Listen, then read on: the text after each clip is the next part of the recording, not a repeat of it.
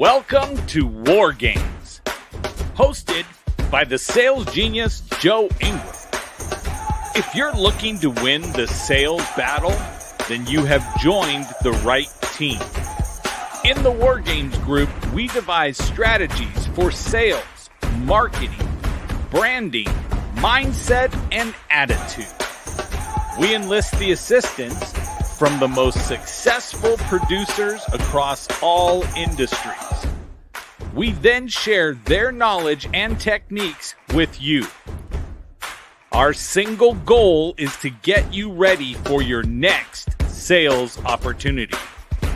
When it comes to crossing the minefield of sales, step in the footprints of those that have crossed before you. Now, prepare yourself for boot camp and beyond. It's time for the War Games to begin. How we play a game. Hey, War Gamers. Welcome. Joe Ingram, Sales Genius, your host. I am excited today. Now, first, I'm going to go grab my VIP, Natalie Essman, who's over here with us. Natalie, welcome. So I am excited today. You know, I'm excited with every guest. But I'm really excited because one of my co-hosts from this show and my friend Brian Galke, who is the CEO of Subtle Skills, is with us today. And so changing it from him being the co-host in here to ask questions, we get to pick on him now and have him share with us his skill set. Now, he's a 20-year sales veteran. He has taken it upon himself, which is fantastic, to learn an additional skill. That skill got him from I'm a sales guy to I'm the regional vice president at his former company that he worked at. He is now out on his own, and he is sharing with the world the facial analysis. And I say that because I say facial recognition, but he corrects me all the time. And I haven't brought him on screen yet, so he can't correct me until he gets up on the screen. So, Brian, welcome up on the screen. Switch places with me. So, sure. One of the things that excites me the most, so I go in and I train people, and I take, the 10% of what you have taught me, right, that I've gone in and gone, oh, yeah, let me get this going. Guys, let's talk about eyebrows. Let's talk about this. We talk about this. And so every time I walk in, all the sales guys come up and they go, here's the new guy. Joe, tell him who he is, right? And I always laugh. And I'm like, well, that's some of my stuff. It's also some of Brian's stuff. It's some of all these other people that I've taken and put into play to get here. But one of the things that I find is your particular skill set. Mm-hmm. Okay. And your ability to transfer that to another human being is one of the, as you say, the proactive way, right, to begin a sales conversation. And when you have Natalie, who goes across the table with people, and she's going to be helping them with their finances and stuff. And I have Marisol, who's out on YouTube with us too, right? Mike Beardsley and Maria Gamino are out there going, hey, I'm here watching. So the numbers are still climbing as people are joining us. I was texting everybody going, you have to learn this. And I know several of the places that I have this out at, they have it up on the big screen, and their sales teams are watching with us. So there's going to be questions. There's going to be people coming on board going, well, what about this? What about this? So Jordan Michael Thomas is with us as well. New friend that we just got connected from a TikTok live. Oh, nice. So we can go through. But Brian, so you've been out there. You're the one selling. You know this skill set. And again, what is War Games for? You've been on the side where Natalie's sitting right now many times. And the answer is, give me something that's going to help me to sell something today. And if you want to expand on your previous history, please do. Yeah, I'm going to teach. Well, what everybody's here to learn today is a skill that took me from being on the help desk to regional vice president of sales. And the cool thing about it is anybody can learn it. And even with leaving today, you'll be able to look at people differently. And it's going to be kind of funny when we go through it, because everybody at first was like, what? And so I'll share some stories of exactly how I ended up here and everything. But in 2011, well, actually, let's go into it first, and I'll explain a little bit about it. So what we're going to do is going to share a PowerPoint with you I just did from a presentation for people who have the hardest sales job, and that is people who go door to door. And that's literally, just imagine the rejection they face every day. They're selling not necessarily a commodity, but to the average person, a roof is a roof. Solar is a little bit different. People selling pest control, alarms, you name it. So what we're going to end up doing here is, can you pop up the screen there, Joe? I sure can. I'm getting text messages like Genesis says, "I'm on. Here's my proof." Yes. So. Okay. It's awesome. Yeah. So what we're going to do is we're going to take a look at what the presentation put together for a bunch of the door knockers at Sam Taggart's door-to-door con, which was last week in Salt Lake City.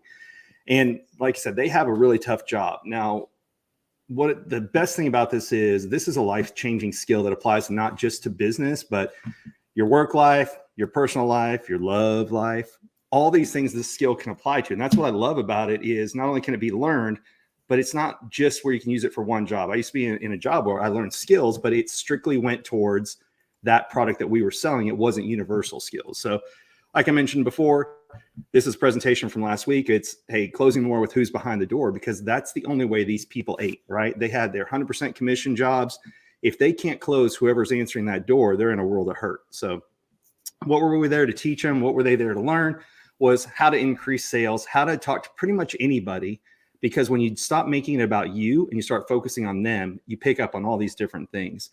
How to overcome hesitation, because again, you're not making it about you, how to instantly build rapport, and how to stay present in the moment. And the funny thing is, you talk about this all the time, right? People buy from who they know, like, and trust. So I stole the sign here. It says, "Hey, I'm glad you're weird like me." And that is just figuring out, what do you have in common with the person? And more importantly, I know what I want to say, but how do I speak their language so they can best understand it? And there's a lot of tactics that people try to do that they can be valuable, but they're so overused. So you've got mirroring and matching. That's when somebody back in body language or NLP, if somebody's crossing their arms, well, I look and then I cross my arms too, and I try and change it. Well, people are very aware of that this day and age. So that's why I've got on here a tactic known as a tactic blown, is because it's such a common theme now that people are caught on to it. Now, I like the chameleon one because that's more of like Chris Voss when he talks about parroting. That is, when somebody says, well, my arm's really in pain, you don't say, "Oh yeah, it hurts, huh?" You say, "Oh, your arm's in pain." You're learning to repeat people back what they say, and that's so they feel heard. But now we're going to take it one step even beyond that. So most salespeople start off like the person on the left, and that is they're making the message all about them, and they're blurring out who that they're selling to. They don't treat them like a person. They know, I've got this product, I've got this agenda, so let me just show up and throw up. And when you do that, people disengage. You're like, look at the picture here. Everybody's on their phone. They're drinking their coffee. Nobody's looking at them. But when you get out of your own way and you make it about the people that you're actually talking to, and especially with what you're going to learn today, it changes it, because you're giving them your time and attention, and therefore, out of respect, they give it back to you as well. And this is a funny fact. I was at a police officer training on Monday and Tuesday of last week, and they were talking about what's the number one thing that led to kind of people being not as sociable as they once were. And the thing that everybody jumps to, and we're guilty of right now, is smartphones, smartwatches, you name it, right? What actually started this trend of us losing face-to-face communication skills is the air conditioner.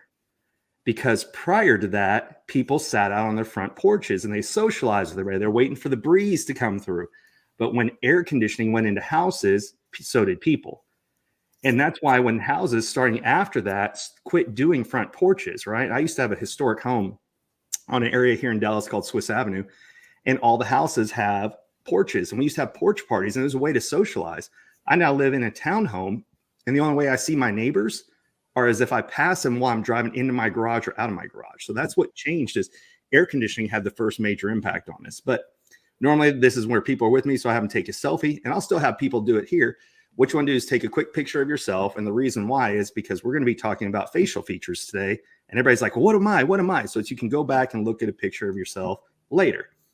Now, what's the other reason for that? Well, since you have a phone out, you can go ahead and take a look at the QR code, and figure out how to download the cheat sheet that we're going to talk about a little bit later, or how to follow me. So like I snuck that one in there. That was pretty smooth.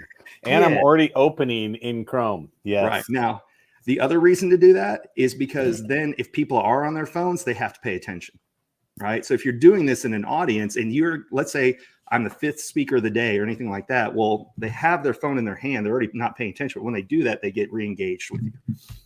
So anyway, what we're going to talk about today is a skill you've actually had some training in, you just didn't know that you got any training in it. And you're like, wait, what do you mean? So if we say the phrases that are on here, like keep a stiff upper lip, take one on the chin, they've got an ear for this, they've got an eye for this, keep your nose to the grindstone. It's part of our everyday language. And people are like, okay, yeah, so what? Well, when you wonder, well, why is it part of our everyday language?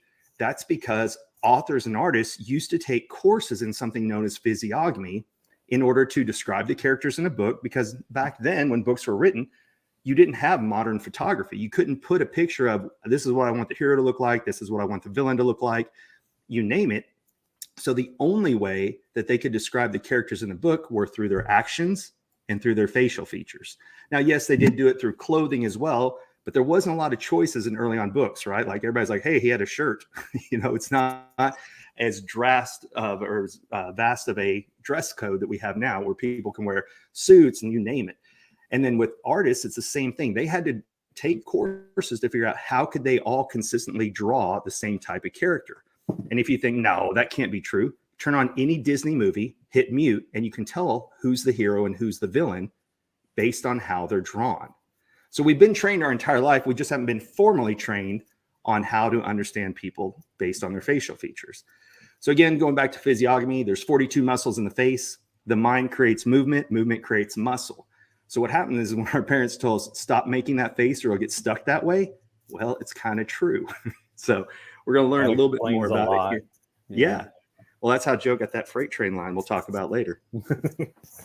So again, why should you learn it? I mentioned it on the sales front, but what else is there? So you can instantly build rapport with anyone, but you can also deepen rapport with people that you thought you already knew, but you only knew them through their work style or, how you met them, you name it. This is literally, our faces are like a map that tell us where people have come from and how to get to where they are. It doesn't predict the future. I get asked all the time, can you tell me who's a cheater, who's a liar? No, there's nothing on the face from a standing facial feature that says that. If you want to go into micro expressions and body language or statement analysis, all day long. But this is more of a skill about understanding people, not judging people. And then my favorite thing is, look, it gets me free upgrades all the time in hotels, airports, restaurants. And that's because the best people to practice what you're going to learn about today is people that everyone else ignores. So if you go to, you're going to learn the basics. When you go to a server and you teach them this, you go, hey, I met this guy, Brian, today. I kind of think he's full of it. I want to just say, this is what I learned today. Can you tell me if it's true or not? Well, then all of a sudden they're fascinated and they figure out a way that they can possibly increase their tips. Then you're the coolest person in the restaurant. So free food, free drinks, gone up to gate agents, looked at what their eyebrows said, and then figure out, do I talk about them? Do I talk about the people around them? You name it. And then next thing you know, not only did I get on an earlier flight, but I got bumped to first class, all because I treated them like a person. So that's the best benefit. If you happen to benefit beyond that, it's a bonus. But when you make people feel seen and heard, it changes the game.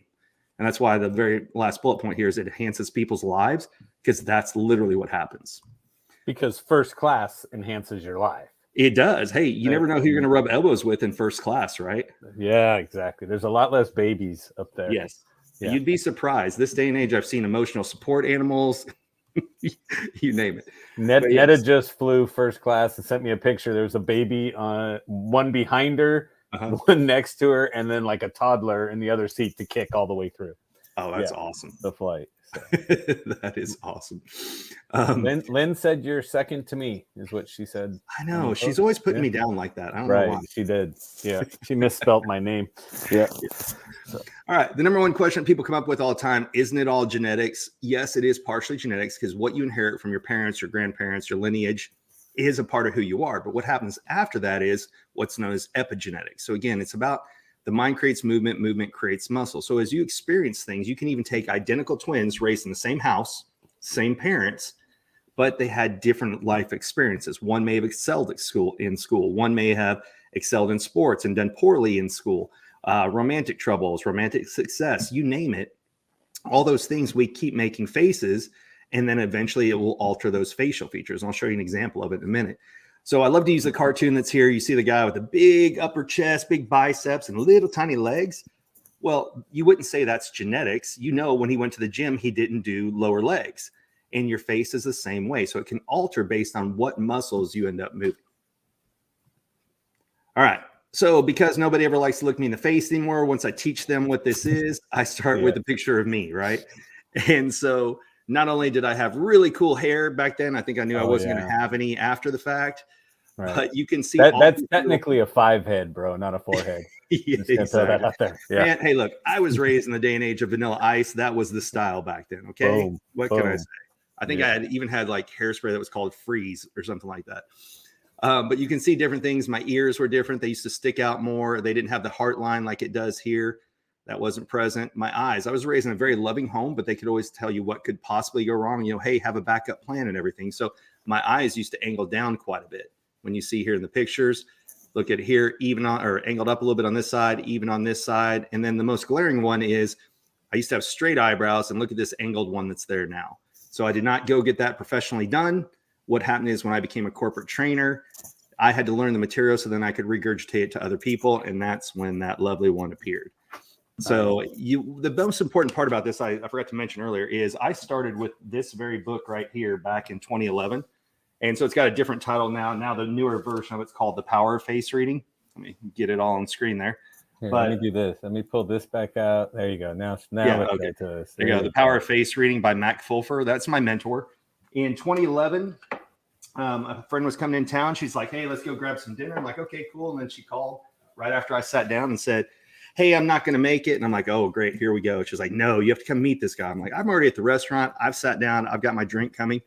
She's like, no, you need to come meet him. I'm like, why? She's like, he's a face reader. And I go, oh, yeah, I'm a big rush over there for that one. Ooh, yeah. So does he read palms too?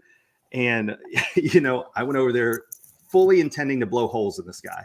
Like I was just waiting for him to make Barnum statements to this, you know, generic horoscope-ish where it's like, oh, you've had a hard time in life. No shit, you know? Yeah. But instead, he dissected 8 people at the table to a T, including me. And I did not mean to rhyme on that one.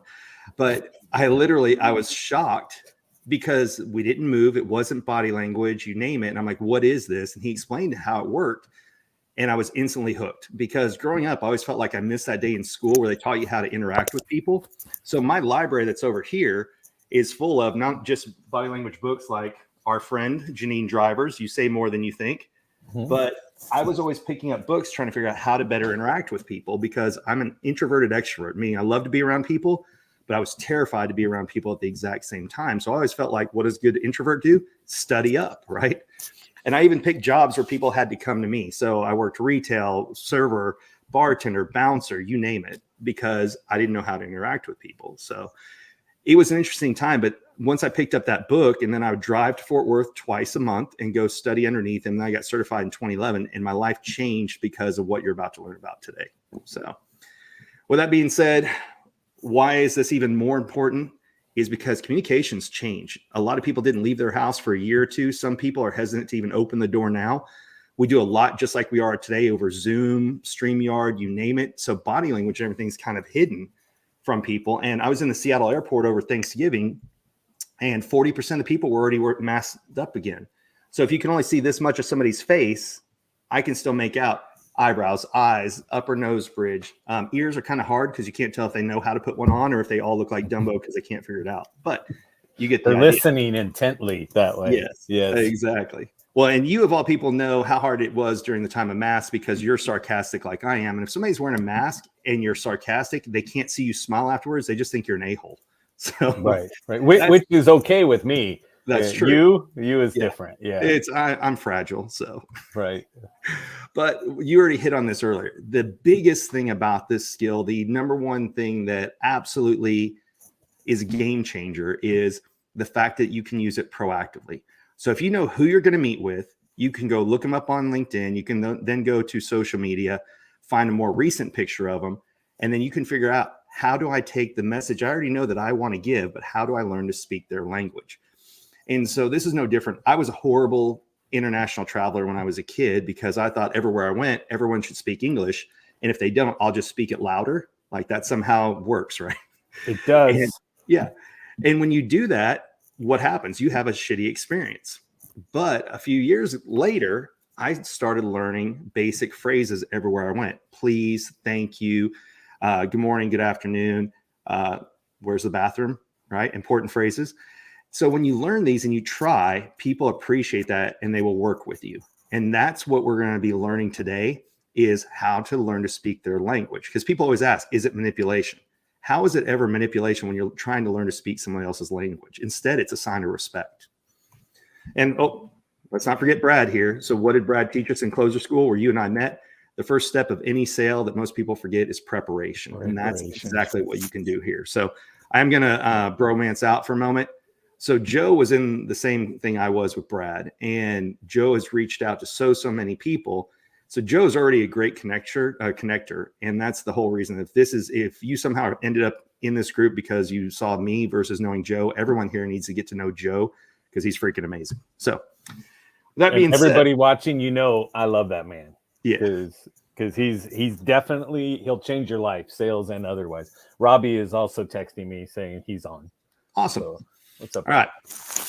So what do you love about, or what do I love about the skill, and what can everybody take away from it is, we already mentioned, it's proactive or it can be reactive, because once you learn this, literally by the time you're walking up to someone, you can look at the height of their eyebrow, the shape of their eyebrow, and already figure out, okay, this is what I need to say. So it's both proactive and reactive.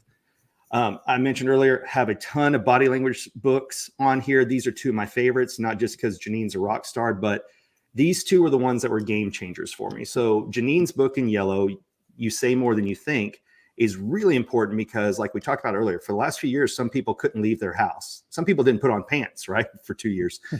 But now it's, what Natalie, is your body language projecting to other people, right? That's why this book is really important. Then the other book in blue, What Everybody Is Saying by Joe Navarro, I got that one back in 2011. And that one's great for learning how to read a room and understand everybody else's body language. So you have to have these two books. And if they're both picturesque, so don't get them on Audible. You want to see the pictures of what they're demonstrating in here. But these two books, the first one helps you, the one in yellow, helps you with your own body language. The second one helps you understand everybody else's. So the ability to read a room is highly, highly important. But especially people who I was with last week, they're knocking on doors. Well, most people hide behind the door. But even if you go in somewhere now, what do you get? You go into a meeting room, people have their laptops in front of them because they're taking notes or they're doing something else. So you can't always see body language like you could before. More and more people are moving to over the phone, and that's not even phone calls. And more than often, it's text messaging now, email, or Zoom. So learn the skills, but you can't rely on it like you once could. Here is what I found was the biggest difference, and that is, who would you rather talk to? The guy who's analyzing your facial features or the guy who's looking at your body language, right? It's the one on top, because when somebody's giving you their time and attention in this day and age that is so rare, it makes you want to pay attention, because everybody's human need is people want to feel seen, heard, and understood. And when you're looking at, even if, here's why I teach eyebrows, and you're going to see this later in the presentation, it's because eyebrows lead to eye contact. And that is a lost art. But when you do it, it's almost like in the movies where you see two people talking and it zooms out the entire rest of the room. That's how people feel when you're actually paying attention, because it's so rare this day and age. How are we doing on time wise, Joe? Good? It's all yours, brother. Awesome. All right. Yes. When I first moved into sales, because like I said, I started on the help desk, this was the book I was given, How to Win Friends and Influence People. Fantastic book, but it mainly told you, hey, go into somebody's office, look around, look for sports memorabilia, look for pictures of family. Do they have pets there, their dog, you name it. Find something unique in the room and then try and talk to them about that. Well, the challenge with that is, again, the people who are here, they're answering the door. There's not a lot that they're really going to see on someone. So unless they're digging through their trash the night before, not a lot of luck. But even when I was in a corporate setting, so I used to be part of a group that any customer over $1 million, me and two other people were flown around the US to go give presentations. Well, we could do everything else in the hotel room the night before. Check your projector, your PowerPoint, your product, but people were always the unknown. And when we went in, we had to give presentations in a very sterile conference room. We didn't get to go back to anybody's office. So all those skills that I learned weren't beneficial at all. Now, body language was, because you can figure out, oh, who am I going to have to work on? But everything else was hidden, but their faces weren't. And I'll explain more about that here in a minute. So I like to start with this one because let's get to it, right? People are tired of hearing me talk. Let's see it in real life. So for anybody who hasn't watched the show The Voice, these are four of the judges that were on one of the first seasons. And the show, everybody starts listening to the music. And if they like the artist, Then they turn around to see what the artist looks like. And people go, okay, well, I see 4 celebrities. My answer is I see 4 people that it makes perfect sense why they were on the show. And that's because if you look at every one of them, they've got larger ears and smaller eyes. In every instance, smaller eyes, larger ears, smaller eyes. And people go, well, yeah, they're musicians. I'm like, doesn't that just prove my point even more so? So if you see people with larger ears, these are auditory people. So when you want to speak their language, you say things like, does it sound like a good idea? Can you hear where I'm coming from? If you're going to have to talk to them, call them on the phone. I know it's a novel idea. Call them. Or Janine Driver is the perfect example of this. If you text Janine, she's not answering you. Yeah, you send her a voice text or a video text, she's right back to you. Yep. Or if you FaceTime her, right? So that is how you learn to start speaking other people's languages. You know what you want to do, but how is the person responding best? And so I'll tell you a quick story. When I was married, I'm visual. My ex-wife was auditory.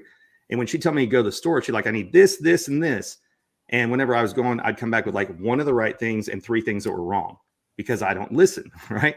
So we worked out a system where if I'm going to the store, she had to text me because I'm visual.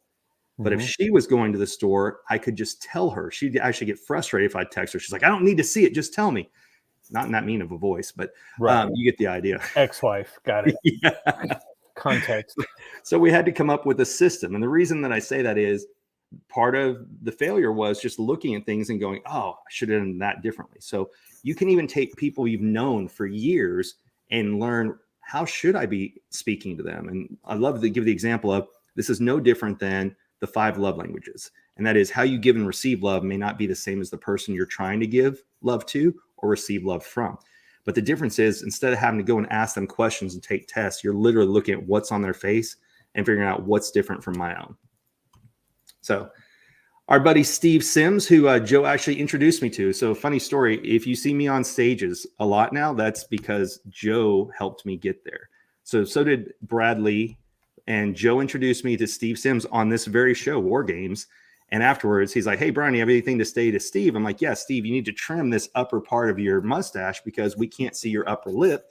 And that tells people that you're not approachable. His direct answer is, do you think I care? But right. And he said, so I'm not approachable. Big deal. Exactly. Yeah, exactly. But it led to then me going and being on his podcast and go speaking at his event, then Greg Reed, and, push down all the dominoes after that. But our buddy Steve Sims here, why did I pick him? Just to harass him, number one, because he's like a human Galke lizard. But he also has one of the worst LinkedIn profile pictures to use, but on everything that you can still see here. So he's got a rounded forehead. He's an outside the box thinker. He's got straight, low eyebrows and high ears. So he understands things very fast. So the longer that you talk and you waste his time, the more frustrated he gets. He's got recessed eyes. So he's kind of like an introvert. He's always sitting back and evaluating. We talked about the flatter upper lip. When we say the phrase, keep a stiff upper lip, that means if somebody's saying it to you specifically, it means be stoic, stop sharing your emotions, be strong.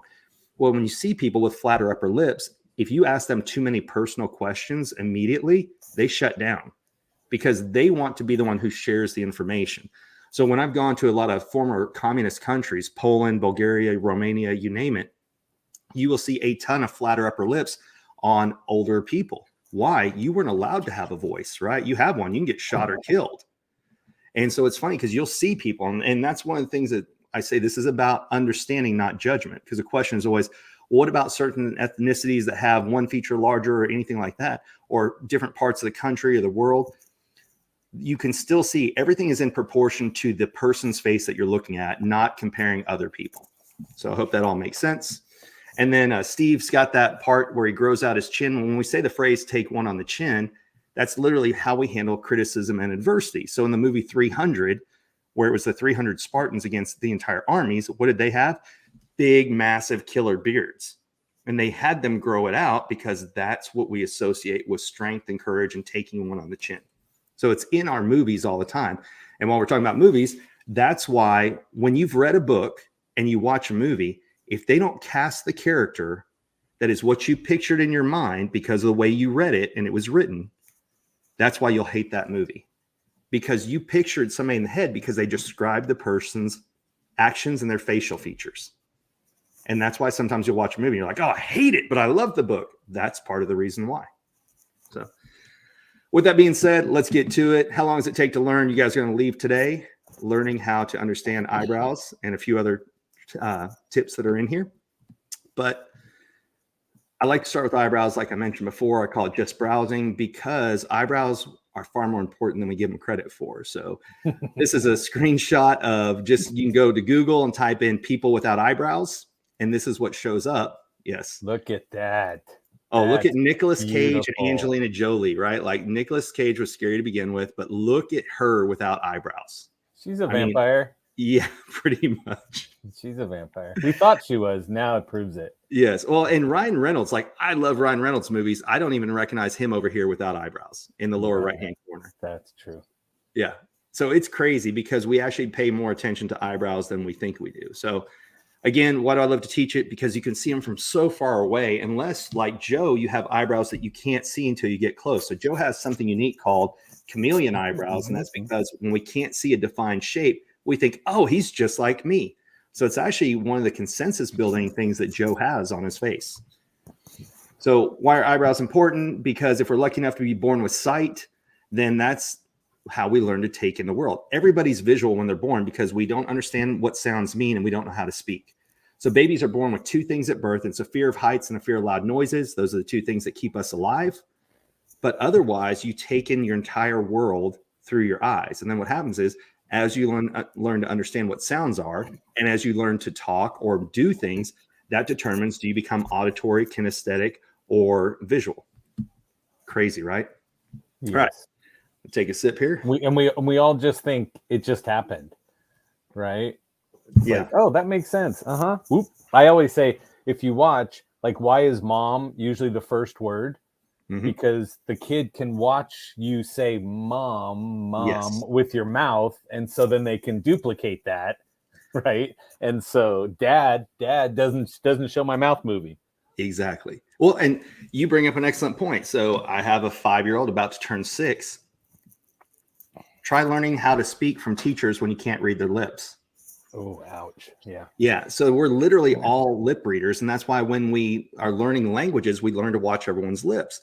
And that's why it drives us nuts when we're watching a TV show and the sound is a little bit off from their lip movement. And you're almost like, I can listen, but I can't look at it. Mm-hmm. That's the reason why. We're natural born lip readers because that's how we learn language. Crazy, right? It's insane. Yes. So going back to, it's part of our language. So if you like comedy, which we all know you have to be because you're here with Joe, right? And he cracks jokes all the time. Correct. Well, when we talk about highbrow humor and lowbrow humor, it's part of our everyday language, and it literally tells you about somebody at the same time. So highbrow humor is where somebody tells you a joke, and you have to think about it for a minute, and then you laugh. Versus lowbrow humor is Three Stooges or Jackass. It's instant, where you laugh when somebody tells you a joke, or you see the physical humor. Well, that's how eyebrows are as well. So if you thought about eyebrows on somebody's forehead like speed bumps, data always has to race down your forehead to get into your eye. The higher the speed bump, the slower you have to go. So you have to go slow, go over the speed bump, go into the eye. Versus if the speed bump's at the very end, close to the eye, then that data can race down their forehead. So when you start looking at people, you think, how high or how low are their eyebrows? So when you see her eyebrows are a little bit higher. And what's high? Anything larger than a finger. Now, I don't suggest you walk up to somebody and try and put a finger in their eyebrow, but you get the idea. Is if it looks like more than a finger, then they have a higher eyebrow. And the higher it is, the more time that they need to make a decision. And they hate being forced to make a quick decision. So there's a lot of salespeople who do it wrong, where they think, I'm here for the one call close, and I'm just going to bully them into it. And what happens is if you do that, you may have made the sale, but you've lost a customer. Chances are they have buyer's remorse so bad they're going to back out, or they will never refer you to anything. So you got a short, quick, temporary win, but you don't get much beyond that. Mo, to answer your question, if I said, how would you draw someone from Revenge of the Nerds? What would they have? They would have a unibrow. So it's literally the reason that's there is because these eyebrows, and you'll learn this here in a second, if you connect the two between them, well, it's connecting both hemispheres of the brain together, and that's somebody who can't stop thinking. So that's exactly what a unibrow means. All right. So now we know that they hate to be forced to make quick decisions. And so if you do that, once again, you may make the sale, but you've lost a customer. Now, on the opposite side of that is, what if somebody's eyebrow is literally sitting on top of their eye? Well, that data can race down their forehead and they'll make a decision fast. So this is somebody that you get straight to the point, or sorry, I'm confusing that part. Get there as soon as possible. We'll talk about straight to the point in a minute, but stop talking as soon as you can, because they're already done thinking it, right? The other people, when I used to go in and do presentations, I would literally look around the room and start figuring out who has high eyebrows, who has low eyebrows. The higher they are, I'm going to start with that person, and I'm going to work my way to that people whose eyebrows are low. So the challenge with somebody who has very low eyebrows is they have a tendency to interrupt other people. Used to get personally offended by this until I understood this fact about the faces. And then what I learned is that's just how they think. They're not trying to be rude to me. They just got it so fast. They want to help other people get there as well. ADD graduates. That's who those people are. That's right. We understand it too quick. They do. And that's why I say with the face comes grace, because whereas I used to be offended by it, now I just understand it's a part of who they are. So, all right, now we start making it fun. So you start looking at people and you go, oh, a little bit of space, but not too bad. His are pretty close to his eye, definitely higher than one finger here. The last girl, very high eyebrows, and you see his are pretty much sitting on top of his eye. So if you're going in order of who to talk to, then you know you have to start with her. Then you start with her, and then it's about a tie between the other three. But you start figuring out, who do I talk to first? Who would I have to give the most time to? If they answered the door, or if this is the person I'm calling, if this is somebody who comes into the dealership, how much time do I need to give them before I start getting to the information? All right. No, that's now that we talked about height, you want any questions before I move over to the three basic shapes? No, that was great. I mean, if we start looking at it, we know we can't jump to a deal right to begin. And how many times have we lost a deal because we pushed them past their comfort zone? Right. Mm-hmm. And that's it. You may, even if you do, you may get the sale, but you've lost a customer, and you damn sure won't get any referrals from them. Correct. All right. Over to the three basic shapes. Since we've been here for almost 40 minutes, I'll go a little bit faster. Three basic shapes: straight, angled, and rounded. So just like when we were kids, we had the game, put the right pegs in the right holes. Straight eyebrows get straight to the point. Angled eyebrows, like I have, what's my angle? Help me understand it. And rounded eyebrow, think about the people around them. So digging into that a little bit more, we all know Brad, right? So if you're talking to Brad, he's got a very straight eyebrow. Now, even though it angles up, what happens is there's not a curve on the end of it. So it's a very straight eyebrow that he has. If you're talking to Brad, if you don't get straight to the point, you are going to lose him in a heartbeat. Oh, yeah, so the phone comes up. Yes. About the fourth word, his phone comes up. Exactly. And so you have to give them facts, figures, and then just stop talking and say, what other information do you need? Because they're already thinking, right? So if you take somebody who's got a straight eyebrow that's very low to the eye, that's like a double threat. So they understand it so fast, and you better quit talking as soon as possible so they can ask questions, or else literally they're going to feel like you're wasting their time and you've lost the sale. Next one over, angled eyebrow. Help them understand what's their angle, or what's my angle if you're putting yourself in their shoes. And so that is somebody who needs to understand it first and understand the benefits, so then they can teach other people. So if using Joe as an example, well, Joe teaches dealerships. I don't need to talk about how they're going to benefit. I'm going to talk to Joe about how he's going to be able to benefit and help the dealerships once he understands the product. Right. So when you start talking to angled eyebrow people, you have to help them understand what's in it for them to then help other people. And you want to involve them in the process. So you ask them questions like, well, hey, what do you think? And that's the reason to involve them in the process is, what do we all want? We want positive reviews and referrals. Well, it's the angled eyebrow person who, when you include them in the process, they are the ones that fill those out for you. So literally, because they're vested in the process. So the straight eyebrow, hey, here's how much it's going to cost. This is when it's going to be done. Angled eyebrow person, hey, here's what we need to do. What part of the process do you want to be included of? What do you think so far? Include them in the process. Why is that important? Because rounded eyebrow people are the ones who read those reviews and want testimonials. Why? Because rounded eyebrow people think about the people around them. So the two pictures I like to use here is Elon and Oprah, right? So it has nothing to do with Twitter. I've had this picture for quite a while. That's the number one question that gets asked. And But He has, yes. right? I can testify. Yes. Yeah. He could have retired after PayPal. What did he do? He put all the money into Tesla. What happened after that? SpaceX. Now he's bought Twitter. Like if it was about him, he could have just retired after the first sale. But instead, he's always investing in what helps out other people. Tesla, electric cars, SpaceX, let's go to Mars. You name it. Then what do we know about Oprah? Well, we know two things about Oprah. Who does she interview? A car. And Everyone gets a car. You get a car, you get a car, you get a car. Exactly. So how much do you know about Oprah herself? Well, unless you go and do due diligence, you don't know that she was raised up in an abusive family, that she was told she was too fat and ugly to be on TV, right? Because even though the show's named after her, if you think about it, you don't think, oh, I can't wait to watch Oprah. You think, who's her guest and what's she going to give the audience? So she's the perfect example of somebody who has a rounded eyebrow. All right. So we start getting into the fun of it. When you look at people, and normally this is done in front of a live audience, not a live studio audience like today. So what do you see? High eyebrows. What shape are they? Rounded. So when you're talking to her, you know to talk about the people around her, and you have to give her time when making a decision. Come over here to this gentleman. What does he have? Straight eyebrow.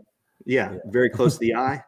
So get straight to the point very quickly and stop talking. Now here's where it gets fun. What are the girl in the middle's eyebrows? So if you're looking at this, which would be her left side, it's straight, but on her right side, it's angled. And people go, whoa, hey, how does that work out? Well, that's because we're all a little two-faced, meaning that literally the muscles we have on each side of our face are controlled by different hemispheres in our brain. And that's why we can have different facial features. So if you've ever said, well, I'm a different person at work than I am at home, that can literally be reflected in your face. And people go, no, that can't be true. Have you ever seen somebody have a stroke? They don't lose like both sides of the face. They lose one side. That's because depending on which hemisphere they had the stroke in determines what side of the face sags. And what is it? It's because they lost muscle control of that side of their face. So now that we're past the morbid part of it all, how can you remember which is someone's personal side and which one's their professional side, or which one's their home life, which one's their work life? If I ask you, hey, are you married? That's a personal question. And so that wherever a wedding ring would be in the US is always someone's personal side. Doesn't matter if they're right-handed or left-handed. It's always the same. This will always be your personal side. So are you selling them a product for home, or are you in their work environment? So with what I was used to do, I used to sell technology to jails and prisons. It's always their work side. So when I'm talking to someone, I'm always looking at this side of their face to think, what does it tell me and how to speak their language?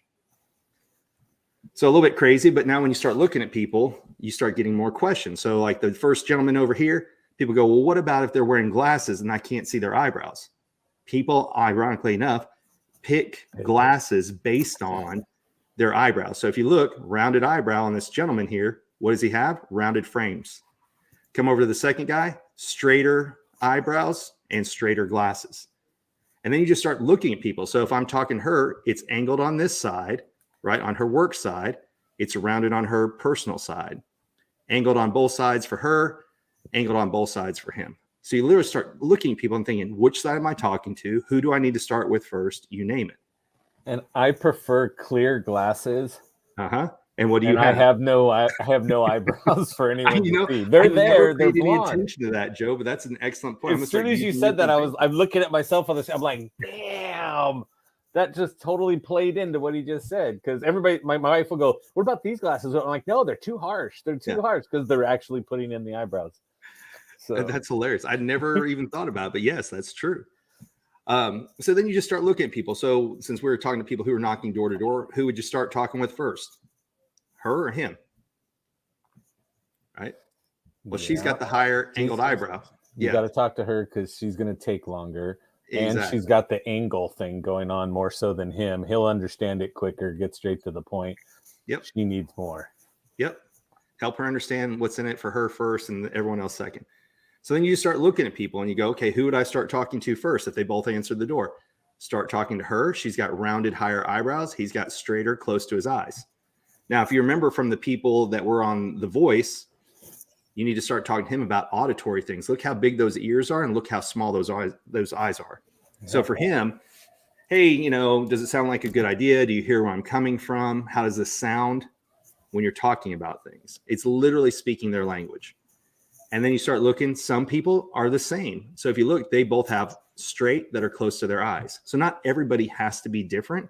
But if you go into a room, so let's say they walk up, these two are buying. Actually, I got a dealership one for you here in a minute. Sure. But you start looking at people. So what does she have? She has higher. He's got lower, right? So you start talking to her first. Then you can see hers are more rounded. His are more straight. So you learn to start just talking to people differently, even though you're selling the exact same product. You'll love this one, Joe. So this one was from our friend Christina, the RV dealership stuff, right? And so using this one as an example, if they are coming in to buy an RV, you're going to start with her because she has rounded eyebrows that are high. So if you're selling RV to her, you don't say, hey, what's your monthly payment? What's this? She has rounded eyebrows. So she thinks about the people around her. Hey, who are you going to go visit? Hey, is anybody going to ride with you guys while you're on the trip? You don't make it about her. For him, what are you curious about? The gas mileage, the interest rate, the, monthly payments. What do you want to know? Right. Cost effectiveness, all that stuff. Yeah, exactly. Or if you're talking to them about a house, you don't go and ask her, hey, what's the most important room to you? You would say like, oh, so I noticed there's a big guest room here. You've got a pool in the back. Do you plan to do a lot of entertaining? Who's going to come visit you first when you guys move in? Right. That's what you want to ask about. Highlight the family room. Exactly. And the expansive kitchen that you can cook for for everybody. Exactly. Right. And so you don't make it about the appliances, but how many people will fit into the other room to come visit. Right. Yep. And with him, straight eyebrows, are you looking for a 3.3, a 2.2? What interest rate, what payment? So then now I'm going to stop because Natalie's up here as a VIP, right? Yeah. So Natalie is still doing. Make her big so everybody else can see it. I was actually going to say Natalie when she goes to talk to a client, right? Oh, okay. Natalie, come over, Natalie. Yeah. Yes. So, but there's Natalie. Right. And so if she's going to meet with a client for financial things, right, or insurance, right, because she handles my stuff for me. When you look at that, so if she looked at the lady from before, right, it's about the overall death benefit, right? Correct. How it's going to take care of the other people. Yep. When it comes in. So if we're going back over here, she's caring about the family, right? And what happens with the survivor. And this one's saying, how much money does it cost me versus how much do I get? Exactly. Right. Yep. Oh, I like it. Like it. So think about it. Car people, monthly payment, value, pay attention to who they are. Because this is brilliant. Yeah. So if you're looking at her in a car dealership, right? Wait till your friends see you pull up in this car, right? Instead of, oh, you look great in this car. That would be an angled eyebrow. But wait till you see the look on your friends and family's face when you pull up in this. Or, I notice you're going for the larger SUV. Who are you going to be carting around with you? Who's going to jump in and ride with you somewhere? Who are you going to go visit? Yeah. So, yeah. I like it. So, all right. Speeding up a little bit because I see we're close to 50 minutes. I'll go through this one pretty quick. That is, there's 3 angles when you're looking at somebody's eye. How can you memorize it? So what you can do is you can take a card. You go from the inside of their eye to the outside of their eye and go, does it angle up? Does it angle even? Or is it angled down? If it angles up, then they're up for hearing the good side of things. Tell me about the features. Tell me about the benefits. On the inverse of that, if it's angled down, you have to talk about the downside of things first. So when I used to give presentations, if I saw a downward angled eye, I would talk about this isn't the first generation of our product. These are the things that we learned through the first generations. This is what we learned in the latest software upgrade that we had, because it lets people know you've thought about the potential oopsies or potholes in the road. So if you come in talking about strictly features and benefits to somebody whose eyes angle down, they're like, you've got rose-colored glasses. You're not living in reality. On the inverse of that, if you personally have downward angled eyes and you come in talking about, well, this is the 4th generation. We learned a lot from our mistakes in the past, to somebody whose eyes are angled up, they're like, why is he so negative? So it literally, you just have to start looking at people's eyes. So if I have to deliver bad news to somebody whose eyes angle up, start with the positive, work your way to the negative. Same thing on the opposite side. So when you start talking to people, it just literally, their face tells you how are they going to hear what you need to say. So you start looking at people, And it's crazy when you do this, I swear you're never going to look at people the same again, including yourself in the mirror, because that's the first step that we all do is go back and look at ourselves in the mirror later. And then you start looking at other people. But over here, what does he have? Eye angles down, even eye on this side.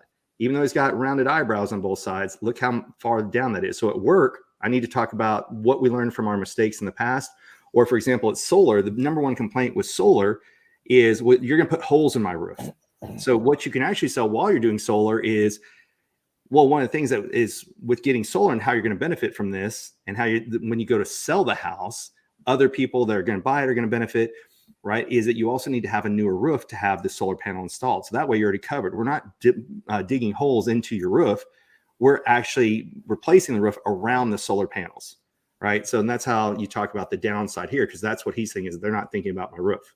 With her, this is the reason I like pictures that are straight on versus angled, because if you straighten up her head, this eye actually angles up slightly and this one's even. So that's why when you're looking at people, you're trying to find a picture of them that's straight on versus tilted or looking away. Over here, I love this guy because he's got angled eyebrows. But what does he have? He's got very full lids, which means he's a wee person, but both of his eyes angle up quite a bit. So he's actually the optimist. He may look like an evil villain because of the eyebrows, but he's actually the optimist. So that's why you learn more than one feature. So, how does it all work? Basically, I've got what's called the face, which is, find the feature, assess the meaning, convert it. What do you want to say? How do you put it in their language and then express it?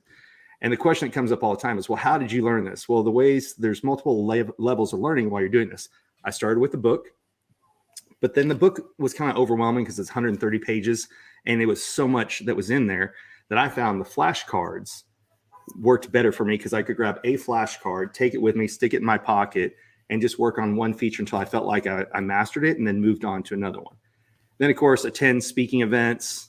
I've got a virtual training course on light speed, and coaching or training is the other ways. But when you go in, how do you look people up? Is LinkedIn, like I talked about. Why do I start with LinkedIn? I want to know who am I looking for in people's social media. The challenge with LinkedIn is a lot of people have older pictures, kind of like some real estate agents whose pictures are decades old.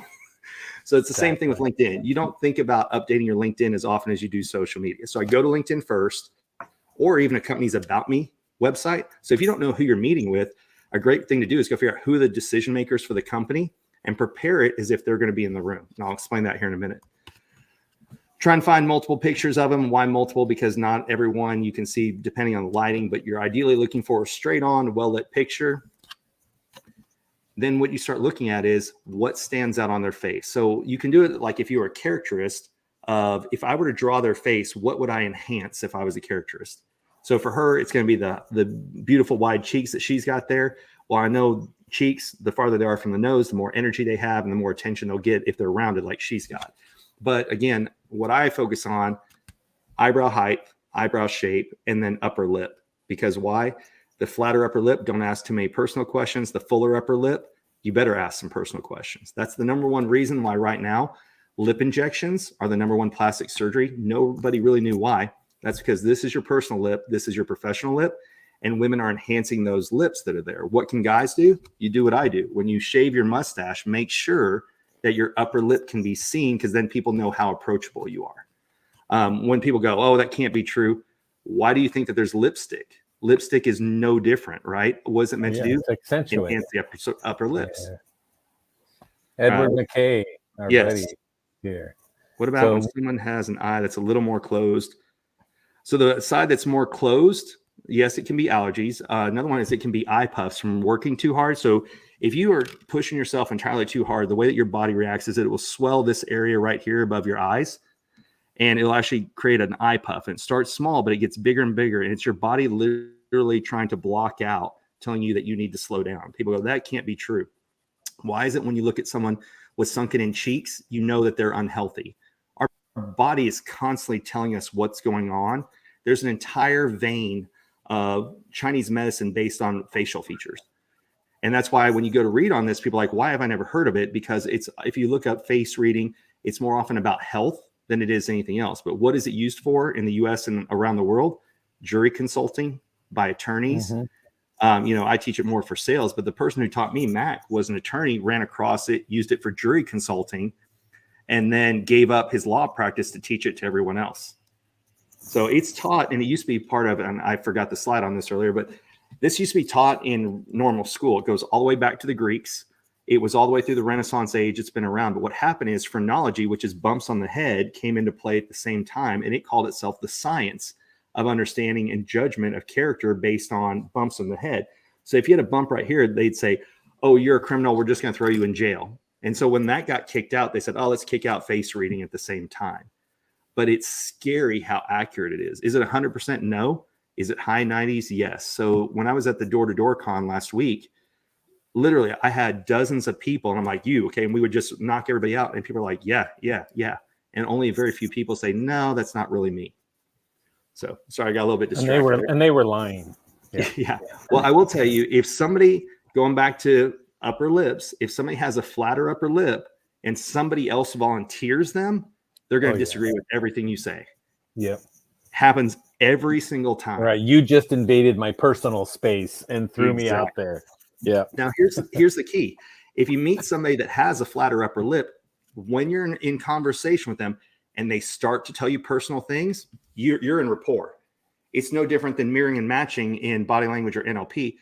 They're starting to share, then you know you've built rapport. They now trust you because they're sharing what they normally keep to only people they trust. A funny story about this glass here. So this was given to me by a client who the very first time I met her was in Scottsdale, and I made her cry. And it wasn't because I was being rude. When I analyzed her facial features, it was the first time she felt seen and heard, and she burst into tears. Now, when this used to happen, and it happens about 1 in every 10 times, I used to step away, create distance, but now you sit with the person because they literally feel like nobody has seen them for who they are. And so if you're going to tell people this, you can. That's what the whole reason I call the company Subtle Skills, is because you don't have to tell anybody that you understand how to analyze faces. But if you want to, you can. But literally, like, she burst into tears. And so her husband, when I saw him in Miami, I spoke at their event in the BDC at Black Diamond Club. Everybody should know about them. In Miami earlier this year in November.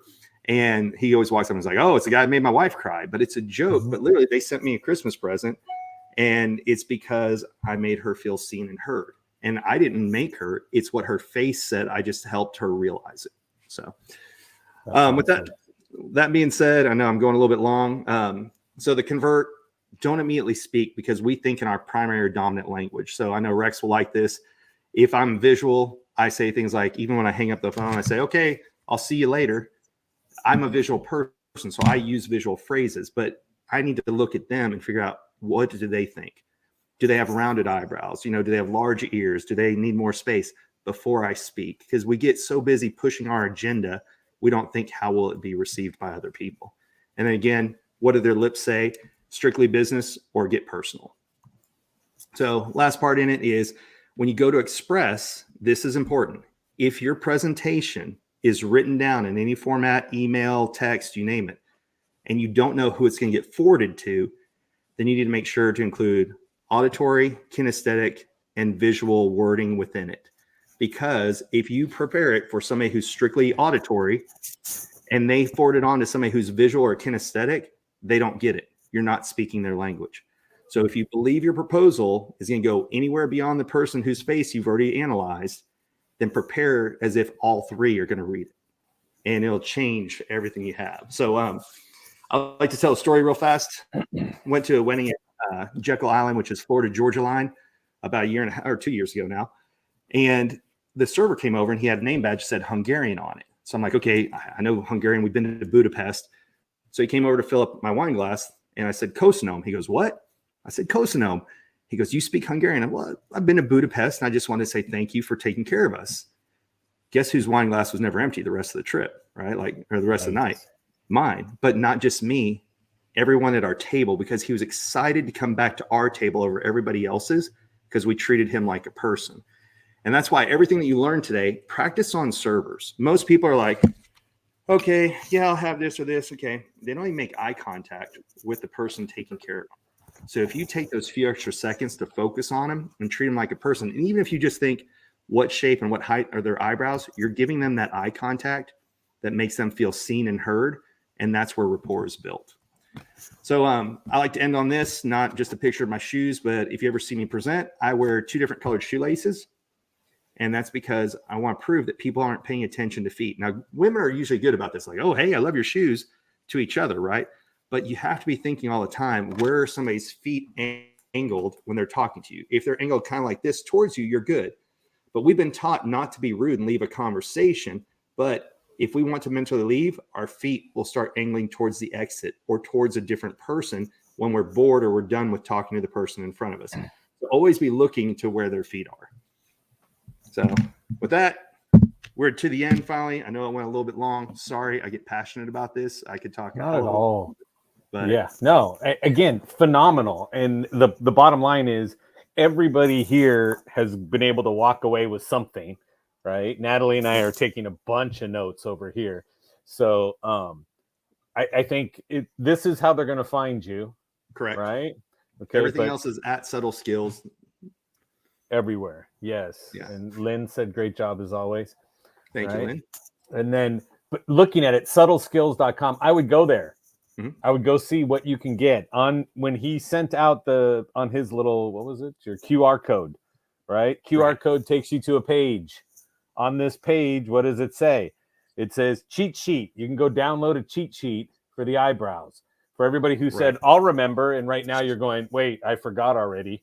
Okay. Yeah. This will flat out change the way you talk to people, and it will increase sales. And the benefit is the relationships you're going to get after the fact.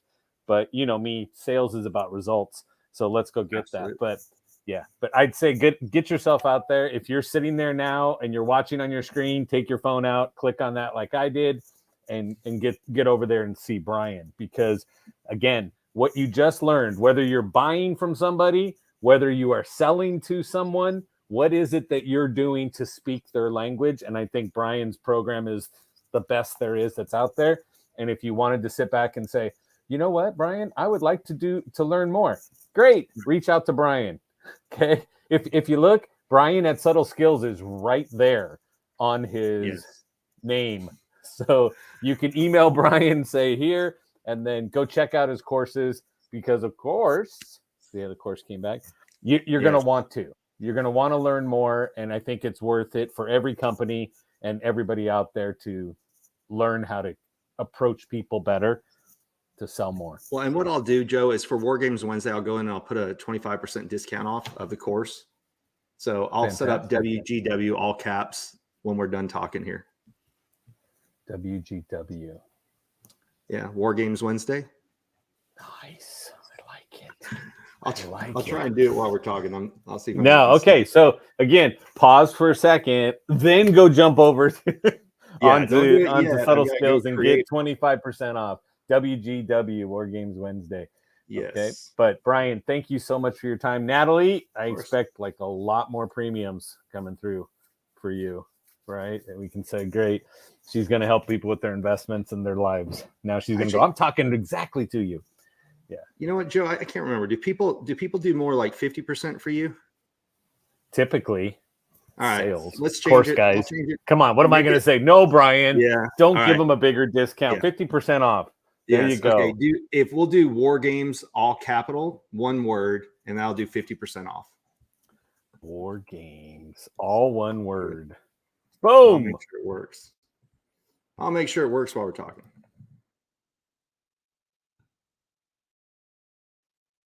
Because I feel like most of the people that come up here give a big discount. Uh-oh, there goes Joe's computer. He said it was going to die. So let's see if it works, and then we'll drop off as well. Go to step 2, coupon, War Games, all caps. There you go, 50% off. All right. Well, we're not going to see Joe again, so it's kind of nice. Natalie, is there anything we want to talk about bad about Joe since he's gone and he can't control it? No, it's all right. We'll give him a break today. Yeah. All right. I think if you and I exit, it may kill it. I don't know how else to help him end it. I know he said his computer was about to die, and I talked for far too long. So yes. Let's see. All right, everybody. Well, should we go sell something? That's right. And in Joe's tagline. Go sell something, everybody. Have a great week. Go to Brian's page. We'll see you soon. All right. Bye, y'all. Bye. All right. Let's see if I exit, if we go away. If not, we'll wait for Joe to find a charger. I should have been paying attention to the chat.